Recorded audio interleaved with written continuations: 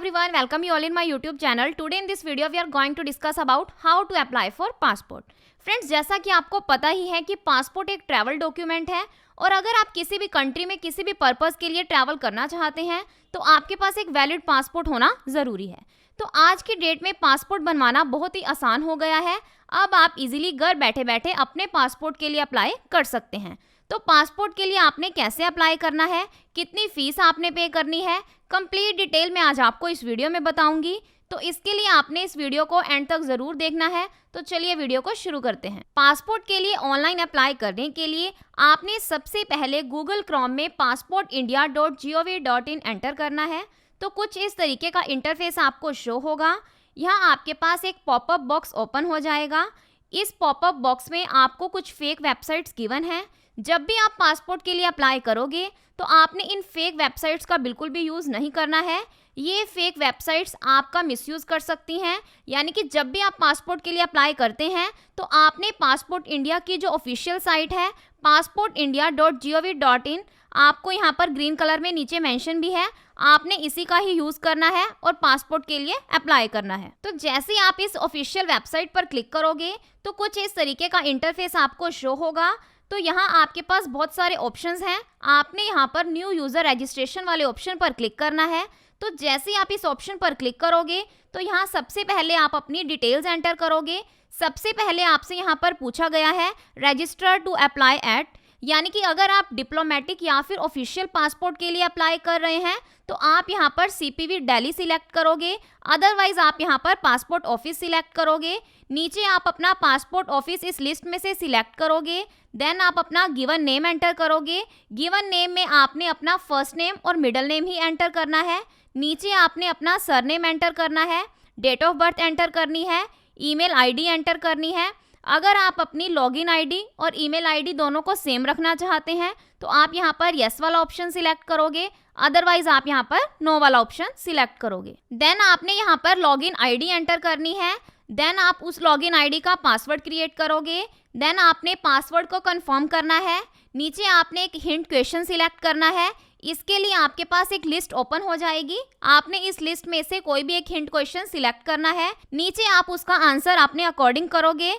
Then आपने captcha code enter करना है। जो भी लेटर्स और नंबर्स आपको यहाँ पर विजिबल हैं आप सेम वही लेटर्स और नंबर यहाँ पर एंटर करोगे और रजिस्टर के ऑप्शन पर क्लिक करना है। तो अब आपकी ईमेल आईडी पर एक लिंक सेंड किया जाएगा। आपने अपनी ईमेल आईडी को चेक करना है और इस लिंक पर क्लिक करना है। जैसे ही आप इस लिंक पर क्लिक करोगे तो सबसे पहले आपने यहाँ पर अपनी यूज़र आईडी एंटर करनी है और सबमिट के ऑप्शन पर क्लिक करना है। तो सबमिट के ऑप्शन पर क्लिक करते ही अब आपने इस पेज पर लॉगिन करना है। लॉगिन करने के लिए सबसे पहले आपने अपनी लॉगिन आईडी एंटर करनी है। देन आप उस आईडी का पासवर्ड एंटर करोगे, कैप्चा कोड एंटर करना है और लॉगिन के ऑप्शन पर क्लिक करना है। तो अब जैसे ही आप यहाँ पर लॉगिन के ऑप्शन पर क्लिक करते हैं तो एप्लीकेंट होम का ऑप्शन आपको यहाँ पर शो होगा।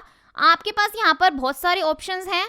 फर्स्ट ऑप्शन है हमारे पास यहाँ पर अप्लाई फॉर फ्रेश पासपोर्ट या फिर री इशू ऑफ पासपोर्ट। अगर आप यहाँ पर फ्रेश पासपोर्ट या फिर री इशू ऑफ पासपोर्ट के लिए अप्लाई करते हैं तो आप यहाँ पर फर्स्ट ऑप्शन सिलेक्ट करेंगे। अगर आप यहाँ पर पुलिस क्लियरेंस सर्टिफिकेट यानी कि PCC के लिए अप्लाई कर रहे हैं तो आप यहाँ पर सेकंड ऑप्शन सिलेक्ट करोगे। अगर आप डिप्लोमेटिक या फिर ऑफिशियल पासपोर्ट के लिए अप्लाई करना चाहते हैं तो इसका भी ऑप्शन आपको यहाँ पर मिल जाएगा। यानी कि आपको यहाँ पर बहुत सारे ऑप्शंस मिल जाते हैं। तो हम यहाँ पर फ्रेश पासपोर्ट के लिए अप्लाई कर रहे हैं तो इसके लिए हमने यहाँ पर फर्स्ट ऑप्शन सिलेक्ट करना है। अब हम यहाँ पर RPO सिलेक्शन करेंगे, यानी कि सबसे पहले हमने यहाँ पर अपनी स्टेट सिलेक्ट करनी है। देन हम यहाँ पर डिस्ट्रिक्ट सिलेक्ट करेंगे। RPO सिलेक्शन के बाद अब हमसे यहाँ पर पासपोर्ट टाइप के बारे में पूछा गया है। इसमें भी हमारे पास कुछ क्वेश्चंस पूछे गए हैं। सबसे पहले हमसे यहाँ पर पूछा गया है अप्लाइंग फॉर, यानी कि आप फ्रेश पासपोर्ट के लिए अप्लाई कर रहे हैं या फिर री इशू ऑफ पासपोर्ट के लिए अप्लाई कर रहे हैं। तो हम यहाँ पर फ्रेश पासपोर्ट के लिए अप्लाई कर रहे हैं तो हम यहाँ पर फ्रेश पासपोर्ट ही सिलेक्ट करेंगे। देन हमसे टाइप ऑफ एप्लीकेशन के बारे में पूछा गया है। हम यहाँ पर नॉर्मल पासपोर्ट के लिए अप्लाई कर रहे हैं तो हम यहाँ पर नॉर्मल वाला ऑप्शन सिलेक्ट करेंगे। अगर आप तत्काल पासपोर्ट के लिए अप्लाई करना चाहते हैं तो इसके लिए आपको यहाँ पर 3500 रुपीज़ पे करने होंगे और आपको जो पासपोर्ट है वो आपको जल्दी रिसीव हो जाएगा। तो मैं यहाँ पर नॉर्मल पासपोर्ट के लिए अप्लाई कर रही हूँ तो इसके लिए मैं यहाँ पर नॉर्मल वाला ऑप्शन ही सिलेक्ट करूँगी। देन हमने यहाँ पर बुकलेट टाइप सिलेक्ट करना है।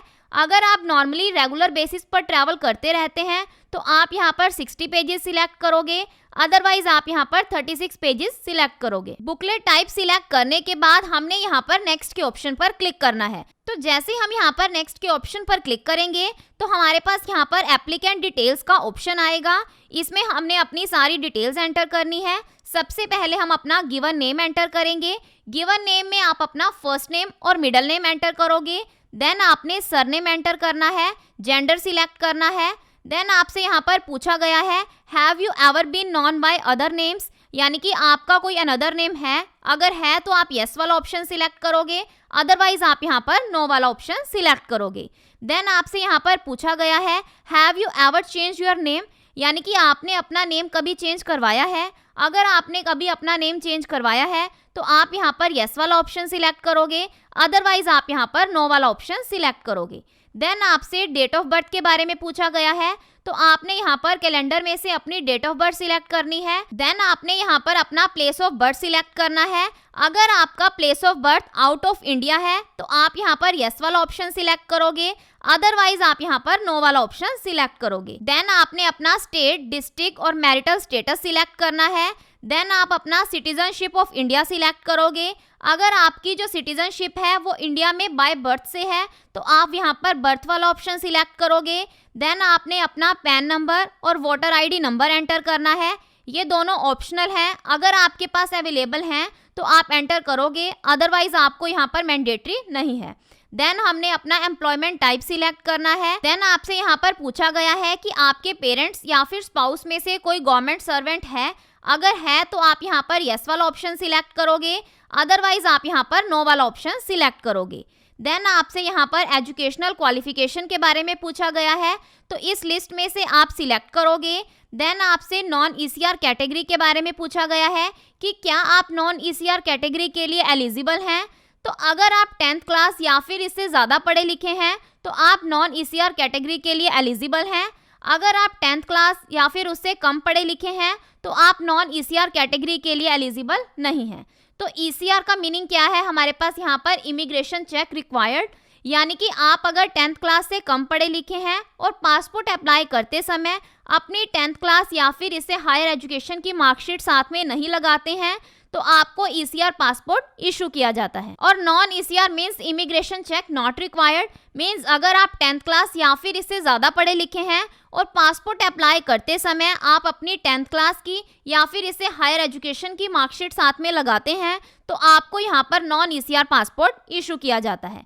तो आप यहाँ पर अपना कैटेगरी सिलेक्ट करोगे कि आप किस कैटेगरी के अंडर आते हैं। तो अगर आप यहाँ पर नॉन ईसीआर कैटेगरी के लिए एलिजिबल हैं तो आप यहाँ पर यस वाला ऑप्शन सिलेक्ट करोगे, अदरवाइज आप यहाँ पर नो वाला ऑप्शन सिलेक्ट करोगे। After that visible distinguishing mark के बारे में पूछा गया है कि अगर आपकी बॉडी पर किसी टाइप का कोई मार्क है तो आप यहाँ पर मेंशन करोगे, अदरवाइज यहाँ पर मैंडेटरी नहीं है। देन आपने अपना आधार नंबर एंटर करना है। नीचे आपने आई एग्री के चेक बॉक्स में यस वाला ऑप्शन सिलेक्ट करना है और नेक्स्ट के ऑप्शन पर क्लिक करना है। तो जैसे ही आप यहाँ पर नेक्स्ट के ऑप्शन पर क्लिक करते हैं तो यहाँ पर आपसे फैमिली डिटेल्स के बारे में पूछा गया है तो आपने यहाँ पर अपनी फैमिली डिटेल्स एंटर करनी है। सबसे पहले आपने अपने फादर्स का फर्स्ट नेम और मिडिल नेम एंटर करना है। देन आप अपने फादर का सरनेम एंटर करोगे। आफ्टर दैट आप अपनी मदर का फर्स्ट नेम और मिडिल नेम एंटर करोगे और सरनेम एंटर करोगे। देन आपने अपने स्पाउस का फर्स्ट नेम और मिडिल नेम एंटर करना है और सरनेम एंटर करना है। सारी डिटेल्स एंटर करने के बाद आपने यहाँ पर नेक्स्ट के ऑप्शन पर क्लिक करना है। तो जैसे ही आप यहाँ पर नेक्स्ट के ऑप्शन पर क्लिक करोगे तो सबसे पहले आपने यहाँ पर प्रेजेंट रेजिडेंशियल एड्रेस से रिलेटेड डिटेल्स एंटर करनी है।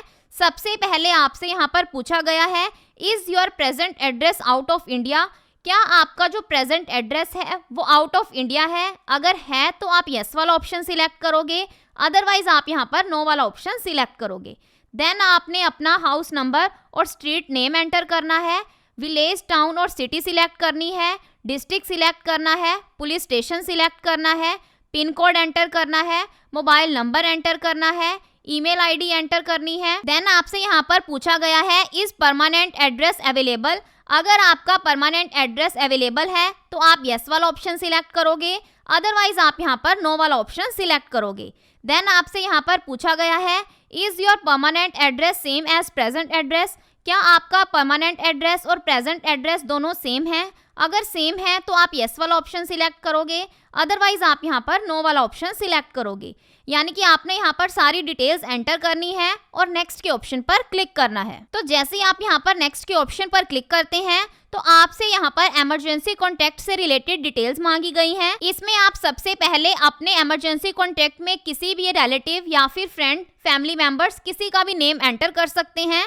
तो हम यहाँ पर उसका नेम एंटर करेंगे, मोबाइल नंबर एंटर करेंगे, ईमेल आईडी एंटर करेंगे।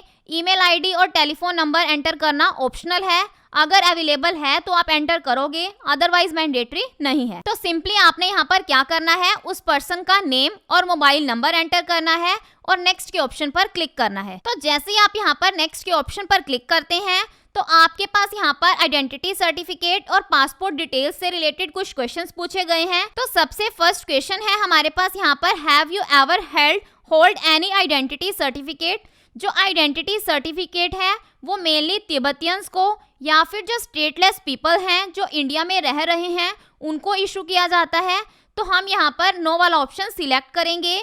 देन हमसे पूछा गया है डिटेल्स ऑफ प्रीवियस या फिर करंट डिप्लोमेटिक और ऑफिशियल पासपोर्ट के बारे में।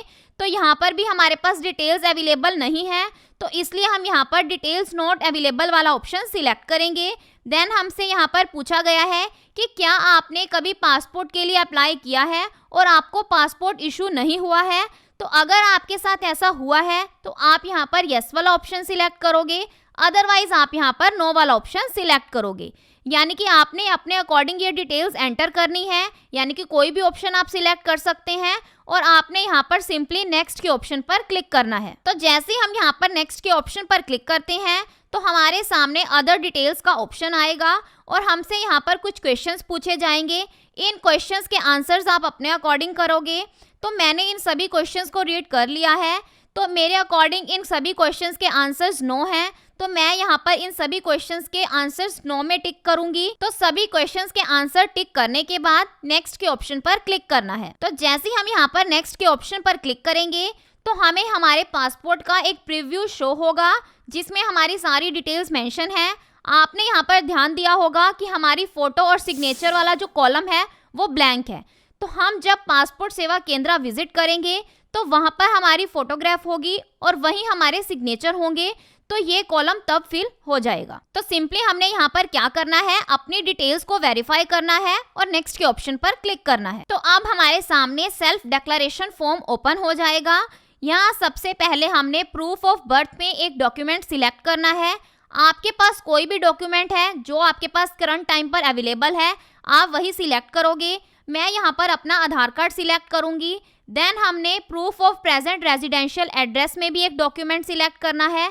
इसमें भी आप कोई भी डॉक्यूमेंट सिलेक्ट कर सकते हैं, तो इसमें भी मैं अपना आधार कार्ड सिलेक्ट करूंगी। तो हमने यहाँ पर अपना प्लेस एंटर करना है, डेट एंटर करनी है, आई एग्री के चेकबॉक्स पर टिक करना है और सेव माय डिटेल्स के ऑप्शन पर क्लिक करना है और सबमिट फॉर्म के ऑप्शन पर क्लिक करना है। तो जैसे ही हम यहाँ पर सबमिट फॉर्म के ऑप्शन पर क्लिक करेंगे तो हमारे सामने कुछ इस तरीके का इंटरफेस शो होगा। तो हमारे पास यहाँ पर बहुत सारे ऑप्शंस हैं। हम यहाँ पर अपनी अपॉइंटमेंट को बुक करेंगे। तो जैसे ही हम यहाँ पर सबमिट के ऑप्शन पर क्लिक करते हैं तो आप यहाँ देख सकते हैं, यहाँ लिखा हुआ है your application form has been submitted successfully, यानी कि आपका जो एप्लीकेशन फॉर्म है वो सक्सेसफुली सबमिट हो चुका है और आपको यहाँ पर एप्लीकेशन रेफरेंस नंबर भी मिल चुका है। देन आपने यहाँ पर क्या करना है, आपको यहाँ पर 3 ऑप्शंस गिवन है, पे and schedule appointment, second option है हमारे पास प्रिंट एप्लीकेशन रिसिप्ट, थर्ड है हमारे पास अपलोड सपोर्टिंग डॉक्यूमेंट्स। तो सबसे पहले हमने क्या करना है, पे एंड शेड्यूल अपॉइंटमेंट वाले ऑप्शन पर क्लिक करना है और अपनी अपॉइंटमेंट शेड्यूल करनी है और पेमेंट करनी है। तो पेमेंट करने के लिए आप यहाँ पर कोई भी मोड सिलेक्ट कर सकते हैं। मैं यहाँ पर ऑनलाइन मोड ही सिलेक्ट करूंगी। ऑनलाइन पेमेंट के लिए हमने यहाँ पर स्टेट बैंक सिलेक्ट करना है और नेक्स्ट के ऑप्शन पर क्लिक करना है। तो जैसे ही हम यहाँ पर नेक्स्ट के ऑप्शन पर क्लिक करेंगे तो कुछ इस तरीके का इंटरफेस हमें शो होगा। अब आप यहाँ अपनी अपॉइंटमेंट शेड्यूल करोगे। यहाँ आपके पास पासपोर्ट सेवा केंद्र की लिस्ट ओपन हो जाएगी। आपको यहाँ आपकी स्टेट के सभी पासपोर्ट सेवा केंद्र शो हो जाएंगे। जिस भी पासपोर्ट सेवा केंद्र में सीट अवेलेबल है उसकी लिस्ट आपको यहाँ पर शो हो जाएगी। आप यहाँ कोई भी पासपोर्ट सेवा केंद्र सिलेक्ट कर सकते हैं। पासपोर्ट सेवा केंद्र सिलेक्ट करने के बाद आपने यहाँ पर कैप्चा कोड एंटर करना है और नेक्स्ट के ऑप्शन पर क्लिक करना है। तो जैसे ही आप यहाँ पर नेक्स्ट के ऑप्शन पर क्लिक करोगे तो आपको यहाँ एक अपॉइंटमेंट डेट सजेस्ट की जाएगी। आप इसके अलावा कोई भी डेट सिलेक्ट कर सकते हैं। जो भी डेट्स आपको यहाँ पर ग्रीन कलर में शो हो रही हैं, आप उनमें से कोई भी डेट सिलेक्ट कर सकते हैं। डेट सिलेक्ट करने के बाद आपने पे एंड बुक अपॉइंटमेंट वाले ऑप्शन पर क्लिक करना है और 1500 रुपीज़ की पेमेंट करनी है। अब यहाँ किसी भी बैंक से आप पेमेंट कर सकते हैं, यानी कि किसी भी बैंक के डेबिट या फिर क्रेडिट कार्ड से आप यहाँ पर पेमेंट कर सकते हैं। तो मैं यहाँ पर स्टेट बैंक डेबिट कार्ड वाला ऑप्शन सिलेक्ट करूंगी और अपने कार्ड की सारी डिटेल्स एंटर करूंगी। सबसे पहले कार्ड नंबर एंटर करना है, एक्सपायरी डेट एंटर करनी है, कार्ड होल्डर नेम एंटर करना है, CVV और कैरेक्टर्स टाइप करने हैं और पे के ऑप्शन पर क्लिक करना है। तो आप यहाँ देख सकते हैं हमारी अपॉइंटमेंट सक्सेसफुली बुक हो चुकी है और अपॉइंटमेंट नंबर भी मिल चुका है। हमने इस रिसिप्ट को प्रिंट करना है। इसके लिए प्रिंट एप्लीकेशन रिसिप्ट वाले ऑप्शन पर क्लिक करना है, तो आपकी जो रिसिप्ट है वो प्रिंट हो जाएगी। तो ये था पासपोर्ट अप्लाई करने का कंप्लीट प्रोसेस। आई होप आपके सारे डाउट्स क्लियर होंगे कि पासपोर्ट के लिए कैसे अप्लाई करना है और कितनी फीस आपको पे करनी है। कंप्लीट डिटेल आपको क्लियर होगी। अगर आपको फिर भी कोई डाउट है तो आप कमेंट सेक्शन में पूछ सकते हैं। So this is the end of my video. अगर आपको मेरी वीडियो अच्छी लगी हो तो प्लीज़ मेरी वीडियो को लाइक करें और मेरे चैनल को सब्सक्राइब करें। Thanks for listening and thank you everyone.